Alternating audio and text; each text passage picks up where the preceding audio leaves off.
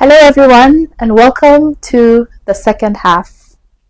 On this podcast, we discuss transition, change, all the things that happen as you move into new parts of your life, a new job, a new family.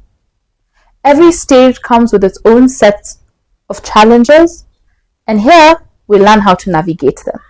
Or, better yet, tell you how we have navigated these changes in the past and see if you can learn a thing or two from them. Today, I am your host. My name is Leanne, and I'm here with the actual host of the podcast, who also happens to be my dad. Imposter syndrome. Who also happens to be my dad. And I don't know his real name, so he'll introduce himself. My name is Ken. She's so old-fashioned. She doesn't want to mention my name. Although I know she does that when she's with her friends and things. But anyway, okay. My name is Ken. I'm the host. So she is an imposter. But for now, I'll just let you go with it. Okay. So today we're talking about faith and anchors in times of change.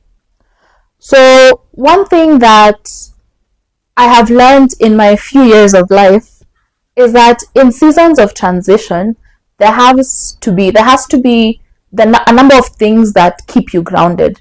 The things that you remain steadfast in regardless of the seasons around you. That even as the time changes or as you move into different phases of your life, there are things about you that remain constant. And I think you've lived much longer than I have. Well, Yeah. I'd like to admit, I've lived longer than you. Yeah. And so you've definitely gone through more seasons of change than I have. Yes. And different phases of your life have required a different version of you for you to show up with a different strength, with a different personality, with a different mindset. And we're just going to discuss the things that have helped to keep you grounded through these seasons of change. Yeah, okay. So the first question that I'm going to ask is, in the times that you've experienced change, what is one thing or two things that have really kept you grounded? What are these important things for you that regardless of what the season is, they keep you grounded? I'd like to say three things. I think the first one is my faith. My belief in God and the power of prayer, the power of fellowship, the power of studying the Word of God. The other one is about family. This is just this is another thing that I can say does not change my relationship with my family, and that's family is wide. So my family of choice, the family that I've created, but also the family of origin. It is a very, very big deal for me. So the relationships that I've maintained with them have helped me to navigate change very much. And I can go into detail later. And the other one is the power of positive thinking. I'm not one person to wallow in misfortune.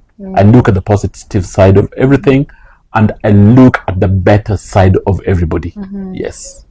Okay, interesting. You should talk about positive thinking and your ability to not wallow in misfortune. Could you explain to us a little bit of what that looks like, in the sense that how do you prevent yourself from sitting in the failure or the pain or the frustration, and how do you get yourself up from that and begin again or continue? I'd like to give examples. In my life, I've lost people close to me. And there's the losing people that a friendship ends. But I think the deeper losing of people where somebody dies. I've lost 3 siblings. I've lost both of my parents. I've lost very close friends, and I've lost neighbors. I've lost colleagues and so on. And I've allowed myself to mourn, to grieve. But I grieve for a season. And then I know that what I think of is this person who has gone, what would they have wanted me to do? then I choose to wake up, follow the sunshine, and move. Yes. Wake up, follow the sunshine, and move. Yes. That's profound. Yes. So let's move into one thing that you've spoken about is your faith. And I just want to get an understanding of what faith is for you. And just to understand, is faith something that you choose? Is it something that is inherited? Is it something that is, that comes about as a result of hardship? Like, what does faith mean for you, and why is it so important? It could be a mixture of all those in a way, but let me just explain. Inherited in the sense that for me, I derive my faith from, or rather, I develop my faith from what I saw my parents doing. Faith of our fathers. Faith of our fathers, okay? And if you think about it, even as you read the Bible, because I read the Bible, I'm a Christian, what you read in the Bible, the experiences in the Bible are things that you almost inherit because they help you to, they help you to ground yourself. But faith is also personal, because then at some point you have to make a decision. You have to make a personal decision to have a relationship with God that is very personal, that cannot be inherited, that you cannot get from your parents or from your neighbor or from your pastor. But you've talked about hardships, so think about it. Do hardships help our faith? Yes, they strengthen our faith. Especially if you choose to tackle your hardships, to deal with them while still believing. There's a place in the Bible that says that even when we mourn, we should not mourn like unbelievers. But I can also say, even when we go through other hardships, we should not go through those hardships as believers. We go through those hardships with the belief that they are trials and tests, and you can overcome them if you believe. Yes. Oh, wow.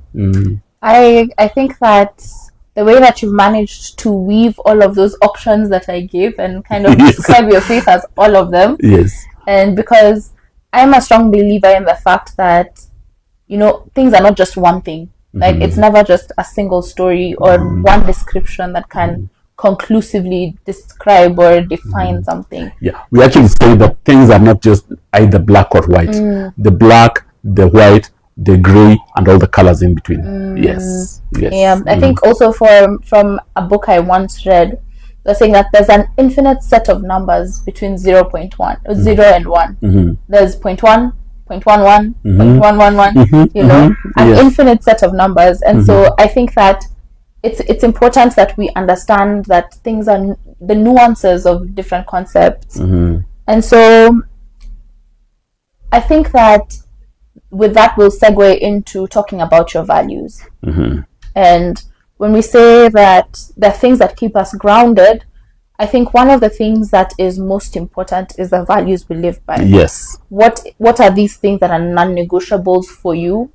And how have these values guided you in seasons of transition? The one that everybody talks about, but I'd like to claim, is integrity. Yeah. I would hate it if somebody ever came out today to say that I cheated them on something, that I took something that did not belong to me. Throughout my life, including my working life, I think I've held my personal integrity at a very high level.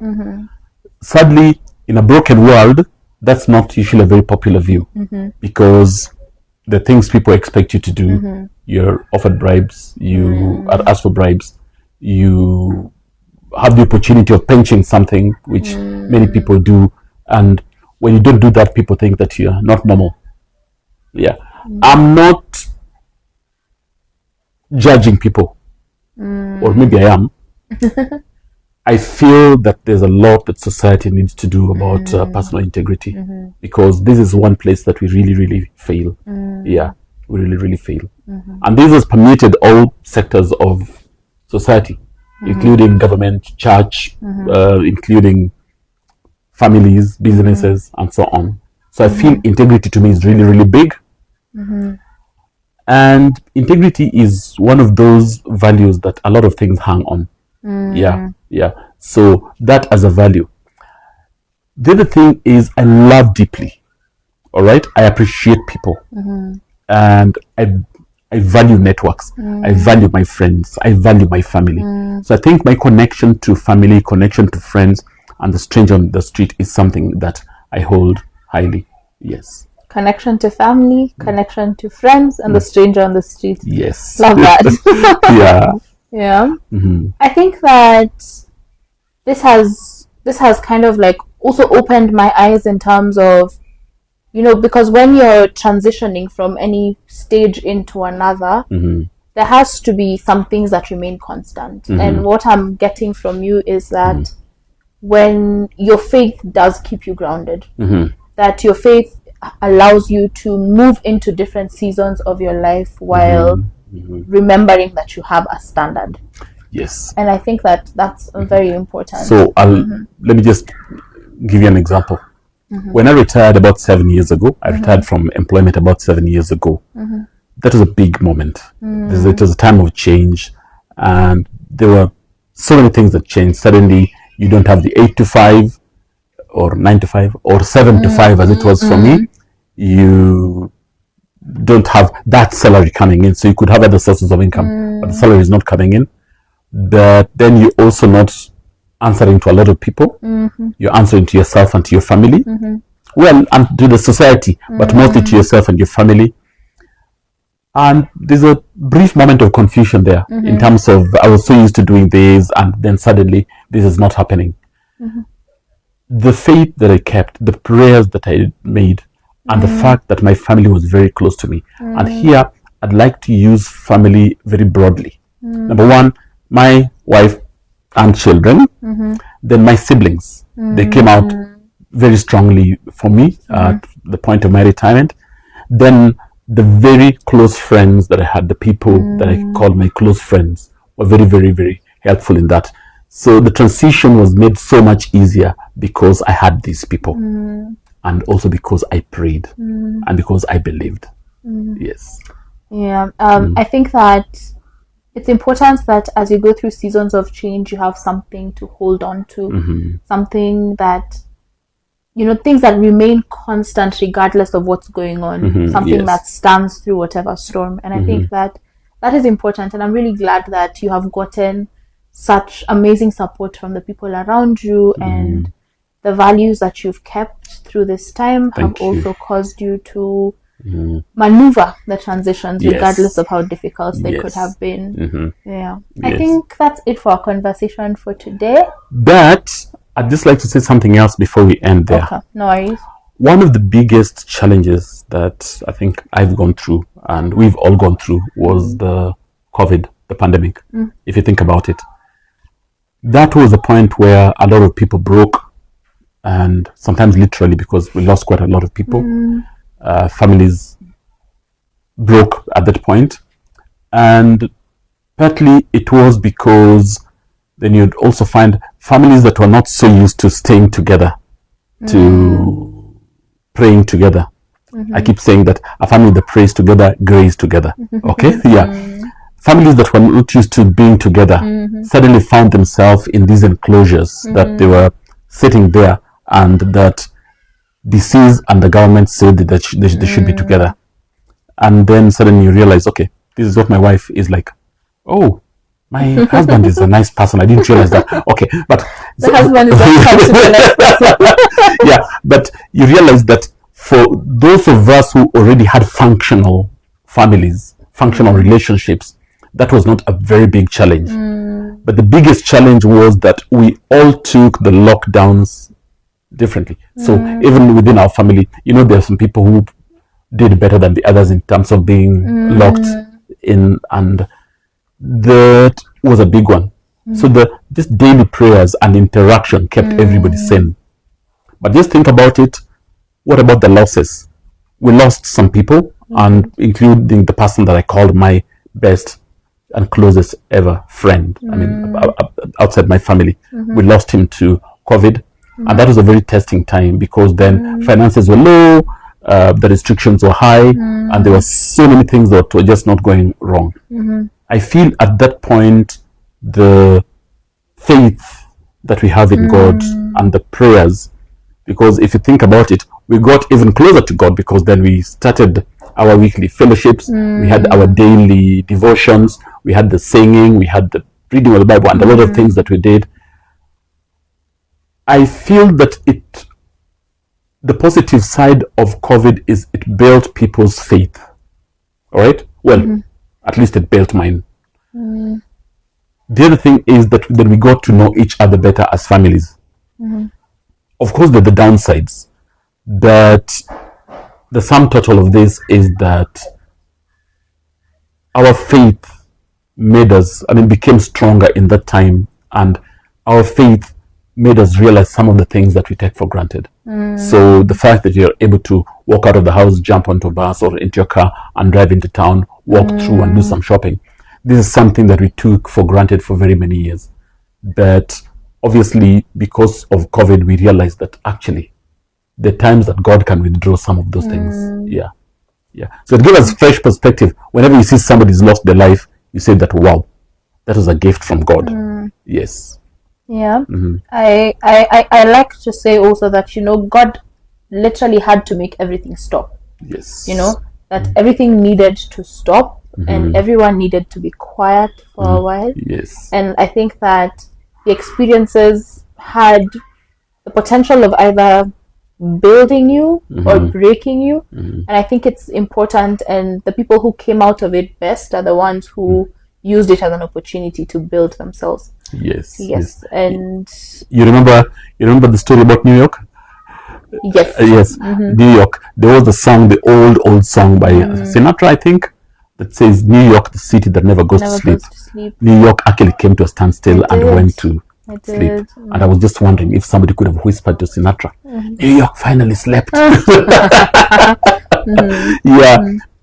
I think that I would just ask people to relook at their relationship with God, because at times like that, that is what keeps us above water and helps us to jump over the hurdles that are ahead of us. It's the only way to stay afloat. Yes, the only way to stay afloat. All right. Yes. This has been lovely. Okay, thank you. Yes. You have been a very good guest on this podcast that I have borrowed for this. You've been a very good host on this podcast that I've led to you for the day. But thank you very much. Thank you, everybody. If you haven't subscribed to our podcast, please subscribe now, because these and more is going to keep coming every week. Thank you.